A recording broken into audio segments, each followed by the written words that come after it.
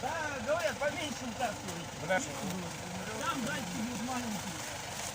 Давай, давай, Валера, садись.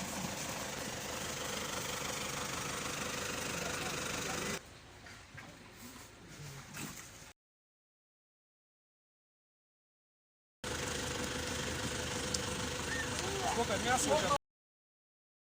Собака. Рыгу да, вот. Эх.